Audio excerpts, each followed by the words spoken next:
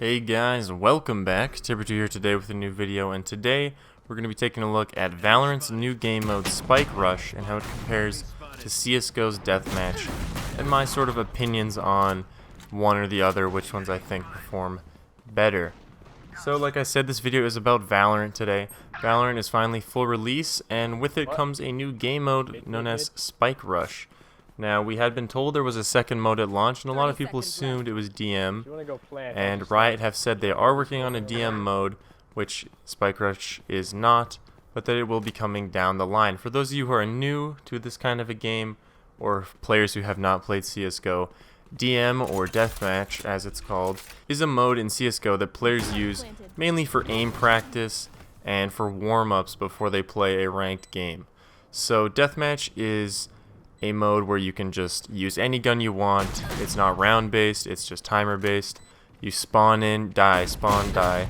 You can even set it to spawn you with a random gun every time you spawn, so you can get used to sprays and fights with different weapons that you may end up using in a ranked match. It is purely for aim practice. It's not even, you know, terrorists win or counter-terrorists win. It's just whoever has the most kills at the end, they end up winning, and none of it really matters. It's all just for aiming and for practice. And this is where I think Spike Rush actually has a step up on Deathmatch, and why I think Valorant might not even really need a Deathmatch mode.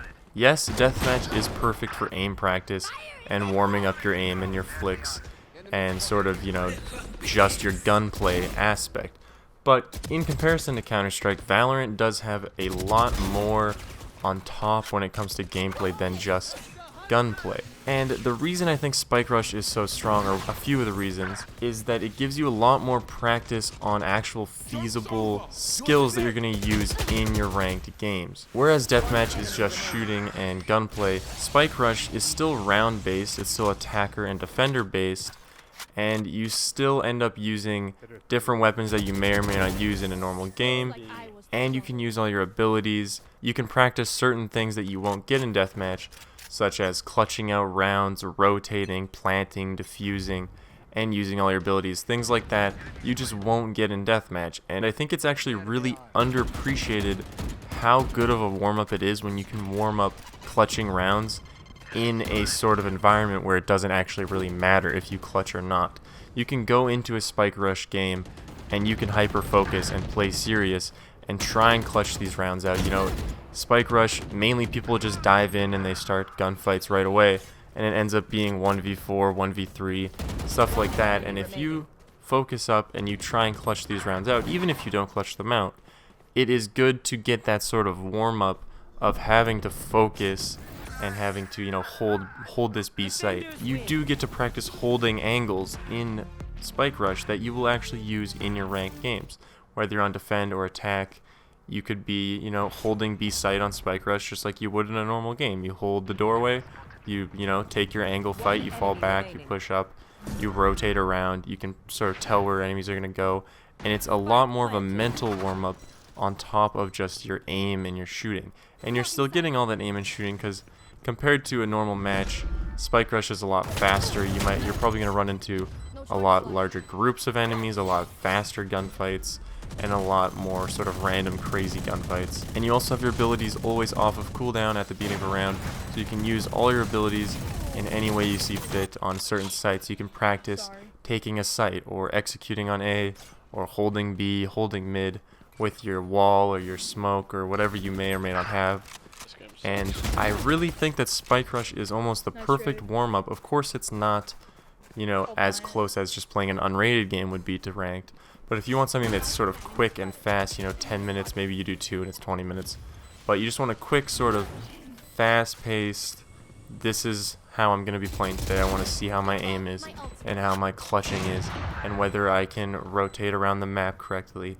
And you want to practice all those skills. I think Spike Rush is the perfect place for that. And on top of it, it's actually really fun. I thought it was an actual fun mode, which is something you don't really expect in a hyper-competitive game like this. It's nice to have something where you can sit down and not have to sweat extremely hard. You can just play the game, have some fun, maybe a little banter with friends. You don't have to focus up the whole time you play. And it's just low stakes, fun playing of Valorant. I do want to mention though, just so that it doesn't seem like I'm full fanboying Valorant, there is something I really don't like about Spike Rush, and that's the power-up orbs. So for players who haven't played it or might not know, there are orbs that sort of randomly move around the map per round that you can go and pick up that give you certain power-ups and abilities and change the round sometimes in a very drastic way. And I see what they were going for. I like them sometimes. Like, I don't think there's a big problem with, you know, the speed up one that makes you run faster or the one that gives you your ultimate instantly. I don't think those are like fundamentally broken or anything, but the toxicity DK orb is broken. It is by far the worst thing about the mode. I really wish it just wasn't there. It can completely swing around. It's past overpowered. You don't know how it works. You just capture the orb and the entire enemy team is down to 10 health for what feels like 20-30 seconds. And so obviously you just can send one dude to grab an orb while you all rush B and you're gonna win the round. Like, you win every time. It's a little ridiculous. I think it doesn't belong. Hopefully, if you're watching this video in a couple, you know, weeks, months, maybe even years, hopefully that orb is no more or was changed drastically. So the DK orb is my only downside really in Spike Rush. It is also a little fast, but I think it's better that it's fast the way that it is because it's just there for fun or for practice, like I said. So that's my opinion when it comes to CSGO's Deathmatch up against Valorant's Spike Rush. Of course, you may say that, you know, Deathmatch in CSGO isn't exactly an equal comparison, whereas casual in CSGO would be more of a warm-up style lobby if you're expecting to play ranked. But then here in Valorant we also have unrated and ranked, so I'd say casual and unrated are more of a comparison. And casual in CSGO is, you know, the one you would want to use if you want to do clutch practice and taking sites and rotating. But I've always thought casual was a little weakly made, and it doesn't really represent how a ranked game is going to go, because you always have infinite money and there's, you know, way too many players. It's not even 5v5. And so I've never really liked casual. I've always thought it was a poorly executed game mode. But with Spike Rush, they keep everything just like it would be in a ranked game. It's just, you know, everyone has matching guns and it's a little bit faster. And then there's those pesky orbs. But even with the matching guns, I think that even that is fun because you end up with rounds, you know, all deagles, all scouts, stuff you wouldn't see in a real game. And sometimes it's fun to just mess around. Anyways, guys, thank you for watching. I appreciate it. This is just a little video about Valorant that I wanted to put out there.